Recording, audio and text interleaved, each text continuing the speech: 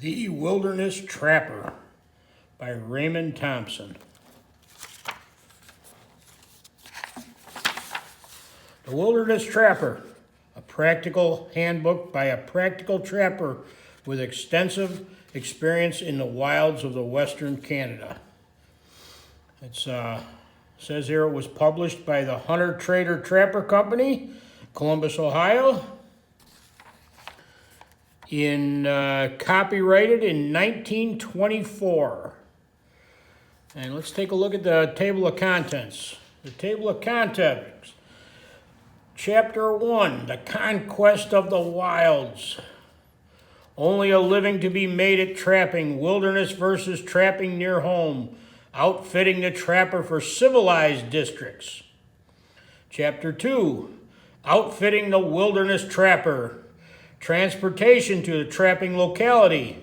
Traps, stoves, bedding, shelter, clothing. Outfitting the wilderness chapter continued. The grub stake. The trapper as a cook. What to eat and what not to. Then we've got chapter 4. Outfitting. Cooking utensils. Canoes, dog harnesses. What one can make in a year's trapping. Advising the prospective trapper to try home first. And we've got chapter 5, getting ready for the fur harvest, looking over the territory, the art of woodcraft, getting the winter's meat. Then we've got chapter 6, trapping the fox.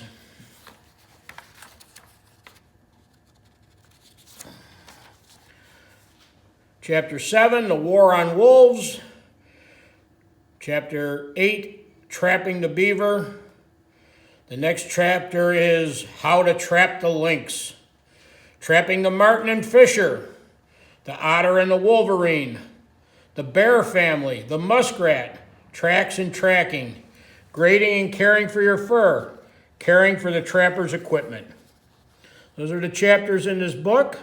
Like I said, this book is almost 100 years old.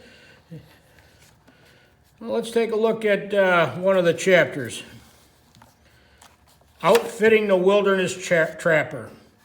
This is a list of what they felt was, the author here felt was essential to a, living off the country with one man for 8 months. So this is one man's worth of food for 8 months.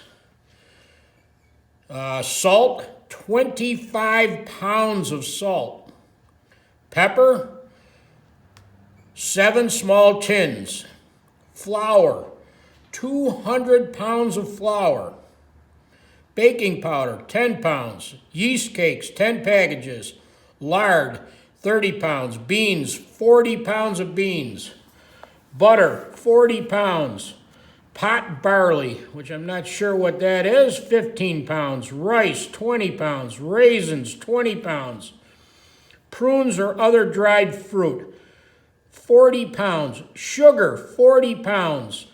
Oatmeal, 20 pounds. Cornmeal, 20 pounds. Baking soda, 4 pounds. Jams, 20 pounds. Mustard, 2 tins. Coffee, 15 pounds of coffee. Cocoa, 10 pounds. Tea, 5 pounds. Milk condensed, 1 case. Small tins preferred. Salt pork, 40 pounds of salt pork. Cornstarch, 5 pounds. Tapioca, 5 pounds. Candles, 10 dozen. I don't think they're talking about eating the candles, but 10 dozen candles. Soap, 5 bars. Soap, laundry, 2 boxes.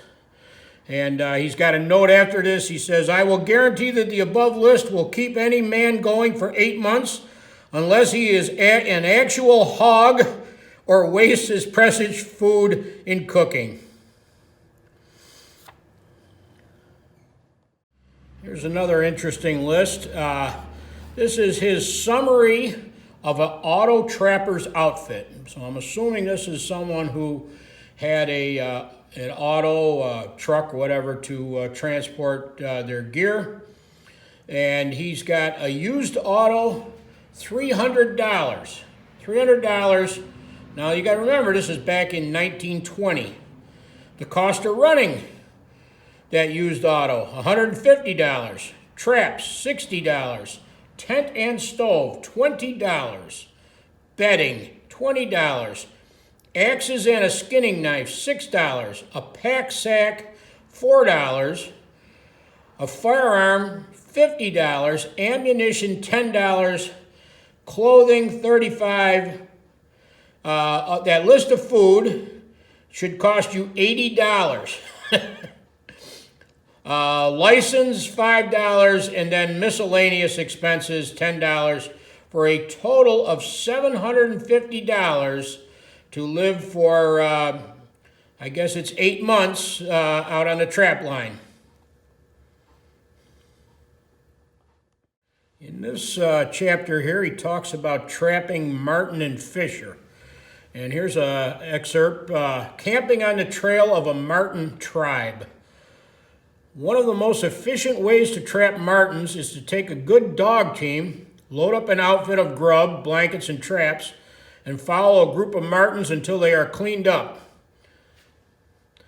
This entails considerable hardship, and I wouldn't advise any but the most experienced woodsman to tackle it. It means camping under brush shelters when it's bitterly cold, and abandoning everything that marks for comfort in camping.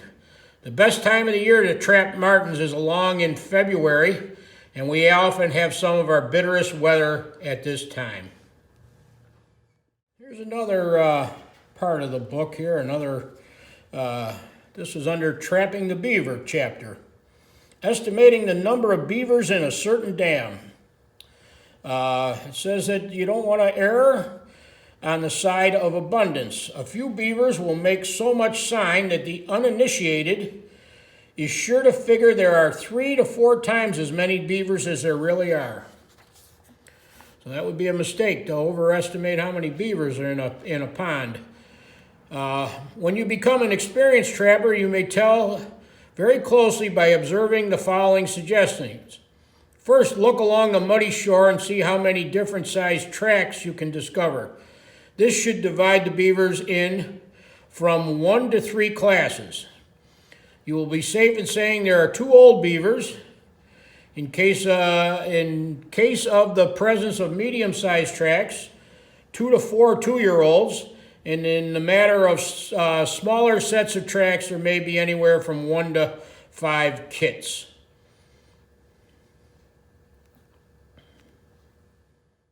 And one last excerpt from the book. This is under Caring for the Trapper's Equipment.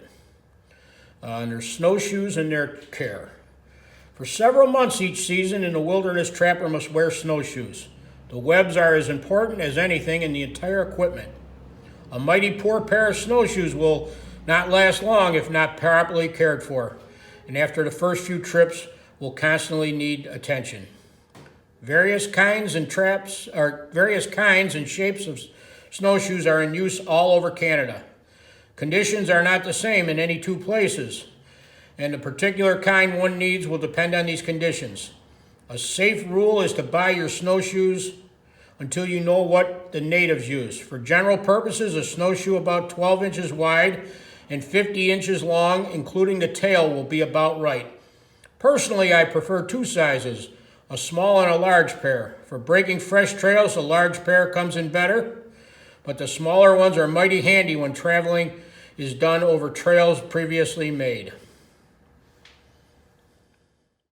Before I close out the video, I'm going to read one last, this is the very end of the book here, and this is written by the author. Today I am a poor man as far as worldly wealth is concerned, but I am rich in memory. If any of my readers do tackle the wilderness trapping game, I hope fortune is kind to them. Well, there you have it. That's my book report for today. And I hope you enjoyed it. And until next time, take care, and thanks for watching.